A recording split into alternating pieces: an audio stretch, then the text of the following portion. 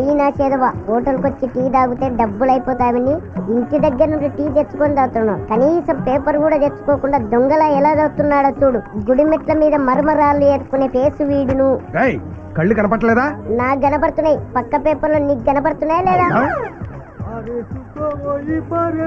రాజు అవునండి, రాత్రి పెద్దాపురం పాపలు అలా ఆధార కొట్టేసారేట్రా? కాదు రే, అలా రెచ్చిపోయారేంట్రా? కాను రే, మా వాళ్ళు కూడా తక్కువ తినలేదు. అవునవును అన్నట్టు రే, మా వాళ్ళు డబ్బు లేవురా. అయ్యిద్దామని వెళ్తున్నానండి. అలాగా?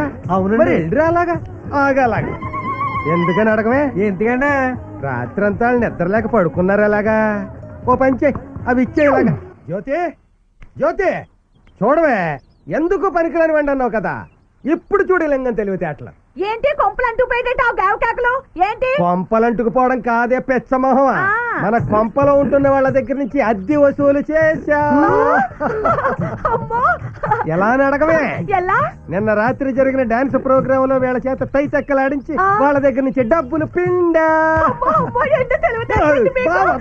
మొరటి కౌగిల్లో పేసరైపోయేలా ఉన్నాను. కాదు మనీ కౌగిలి అంటే ఏంట్రా నీ ఉద్దేశం? మీ అమ్మకి మొగుడు కంటే మనీ ఎక్కువ? ఇప్పుడే చెప్పింది కదా, మళ్ళీ చూస్తావా? అమ్మా అమ్మ వద్దు, నేను అడిగింది కౌగిలి కాదు, డబ్బులు. ఆగవే, ఈ డబ్బులు పైకెళ్ళి వాళ్ళకి చూపించి వస్తాను. ఎందుకని అడగవే? ఎందుకు? నేనెంత తెలివైన వాడినో వాళ్ళకి కూడా తెలియాలి కదా. ఆహా, ఈ మధ్యన మీకు ఎన్ని తెలివితేటలు వచ్చేస్తున్నాయి. వెళ్ళండి. తిరిగి వస్తావా? రే రాజు, రే దాసు, రే పోగు. ఆగు. ఏంట్రా ఆగేది? నీ అబ్బా ఎవరాది? అబ్బని కాదురా, అబ్బ తమ్ముణ్ణి. బాబాయ్ నువ్వా? చెప్పాం కదా బాబాయ్, పొద్దున్నే డబ్బులు పువ్వులో పెట్టిస్తామని. పూలు ఇంకా రాలేదు బాబాయ్. నువ్వు వచ్చేసావు. రాలేదురా, మరెవరు వచ్చారని అడగరే.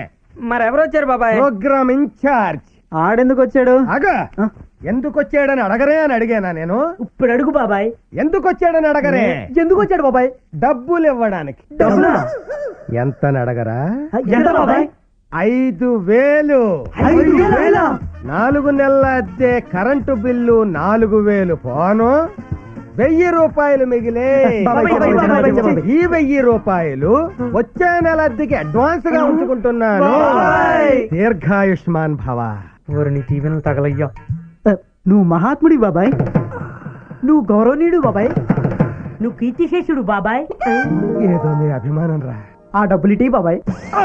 ఆ డబ్బులు పూల్లో పెట్టిస్తామని చెప్పాంగా, మా మాట మీద మమ్మల్ని నిలవండి బాబాయ్. అదే బాబాయ్, ఆ డబ్బులు తీసుకొని గుడికి వెళ్ళి పూజ చేయించుకొస్తాం. ఓహో, మొదటిసారి ఇంత డబ్బు సంపాదించాం కదా, గుడికి వెళ్ళి పూజ చేయించి ఇంకా ఎక్కువ డబ్బులు సంపాదించాలి కోరుకుందని మా వాడి ఉద్దేశం. ఏమా? అంతే బాబాయ్. చాలా మంచి ఆలోచన. ఇదిగో 5,000. ఆగండి, ఈ 10 రూపాయలు కూడా తీసుకోండి. ఆగండి, ఎందుకని అడగరే? ఎందుకు బాబాయ్?